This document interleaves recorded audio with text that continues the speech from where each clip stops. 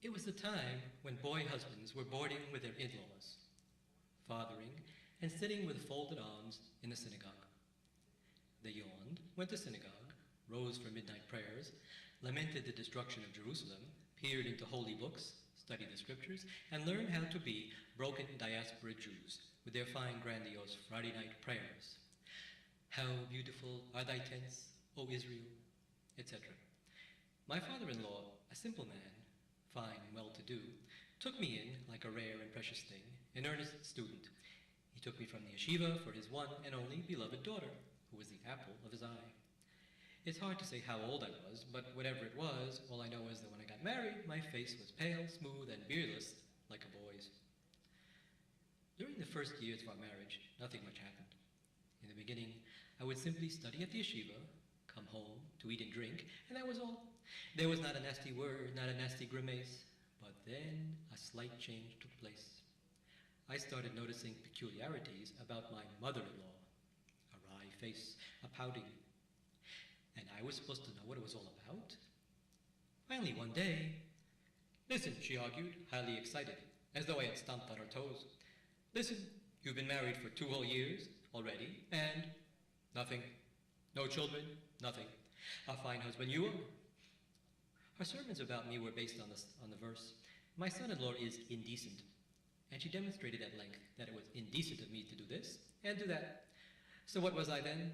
Garnished, a nothing, that's what. And a further indecency. Any other father-in-law would take his son-in-law to the rebbe of Kondrikev, long may he live.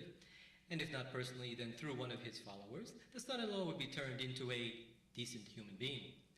He would prosper with children and money, as it says in the Sabbath prayer. But as for me, she would exclaim, as for me, oi, God in heaven, it shouldn't happen to her worst enemies. I simply wasn't decent, amen, amen. My mother-in-law's speeches hooked into my heart like leeches. They sucked out my blood. I still ate her food heartily. I still studied heartily, but it just didn't taste quite right anymore. Something was itching, nibbling in my head, and I would sometimes daydream for minutes at a stretch, with bulging eyes at random.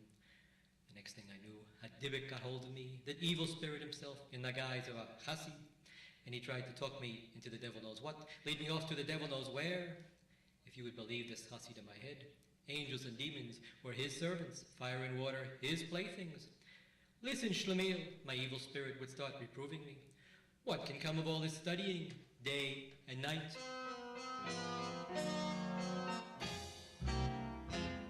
You're sitting, you're swaying, and getting hemorrhoids, I'm sure, but I don't know what else you get from studying day and night.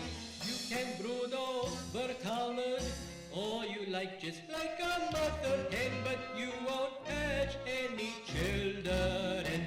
Come to Kondrikev or come to Yechupet, but they are just a garlic hill compared to the rabbi of Boiberek. Long may he live. Come to Boiberek, and he will help you. He really is an expert about bearing women, and besides your eyes will open when you will gaze in his radiant face.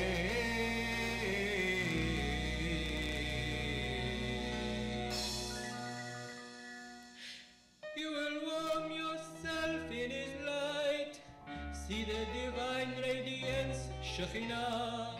You'll be so enthusiastic, you'll eat and drink at his court with all of us.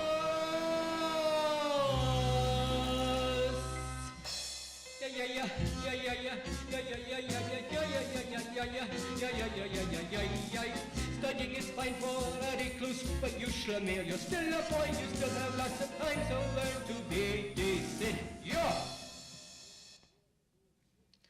That was how the evil spirit talked me into things. But when he saw he hadn't gotten very far, that moralizing didn't help, he tried getting to me with alcohol. He would smack his lips wordlessly and so tantalizingly that I got a yen for a shot of brandy. It began with drinks on anniversaries of people's deaths, And then one drink led to another, brandy to conclude a section of the Talmud and synagogue, a celebration here, an anniversary there, to sanctify the new moon, to usher in the new month, a holiday here, a Sabbath there, a social drink, and then finally a brandy for its own sake drink. As a result, I went so far that I was literally out of my skin. That is to say, my mind left my body. It leaped out of my flesh. I was intoxicated in seventh heaven. The things that I, or more precisely my soul, heard and saw, if it were humanly possible, in heaven, can scarcely be described in human speech. But I'll try anyway, as far as I can, mainly for your sake, actually, because you must be very curious.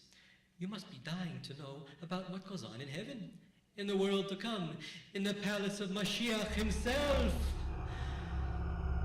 First of all, I was welcomed by an extremely long nose, as thick and swollen as a mountain, fiery red, slightly dazed like a flame of burning alcohol, studded over with warts and moistened by well springs of sweat. After the nose came its owner, reeling, barely keeping himself on his feet, just barely. It was none other than Lot, the chief cupbearer of the wine, reserved for the righteous at the coming of Moshiach. Lot in all his glory, though more in the spirit than the flesh. And then an oracular voice boomed out as from a huge empty barrel. Make way, make room for our guest, Bloinya, son of Sosia. Upon hearing this voice, I was overcome with trembling like a woman in childbirth.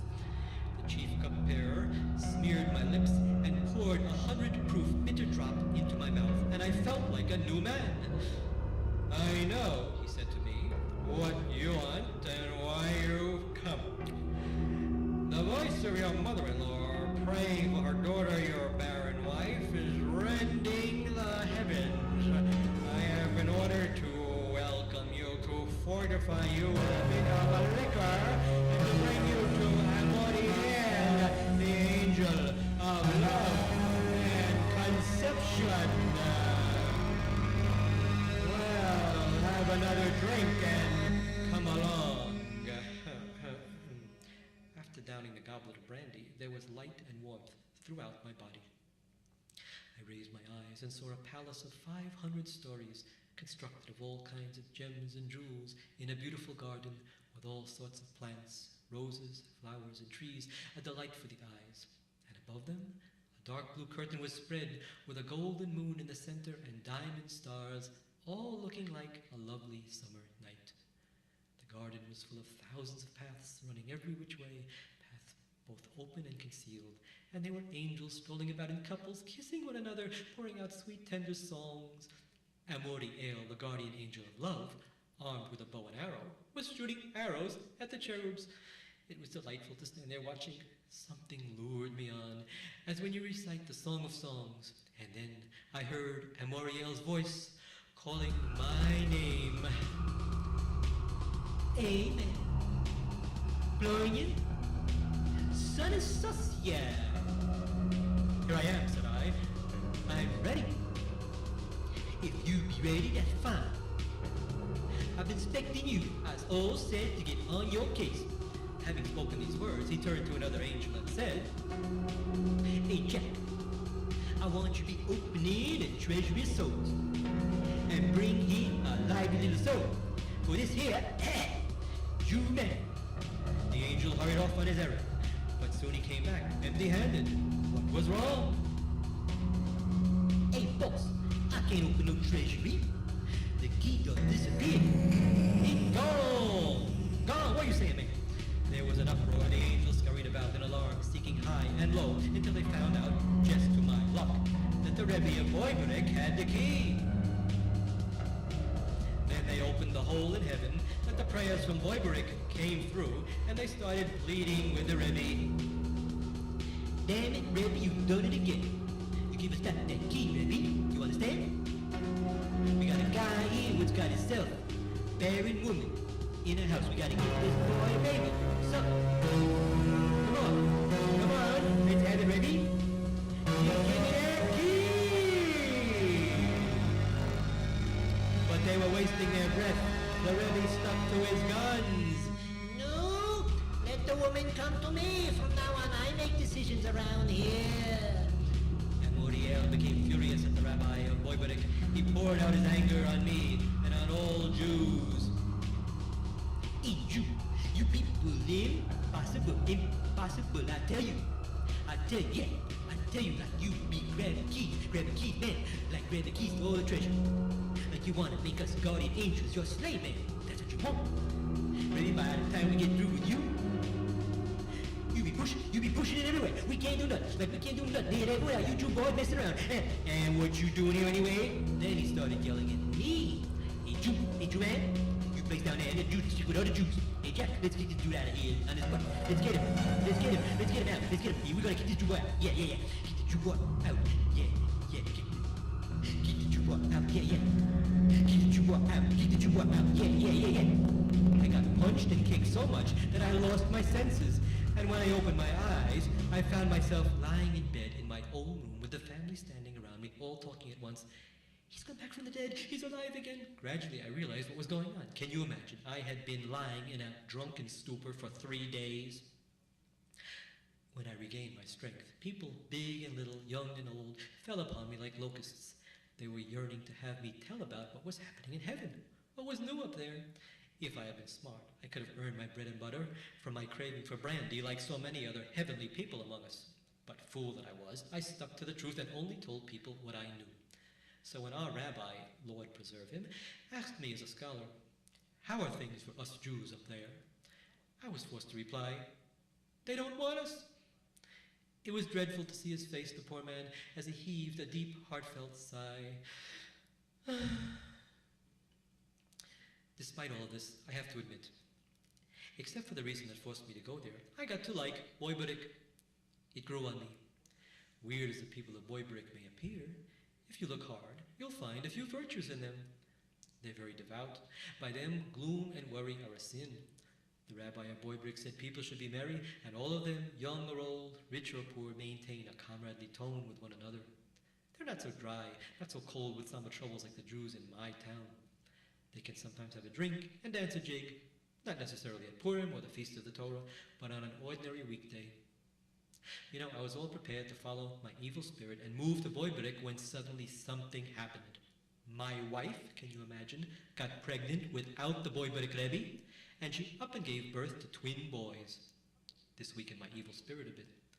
Boyberik became less important to me, and I stood there like a Jew on the Sabbath with 1 foot inside the prescribed Sabbath area and 1 foot outside it.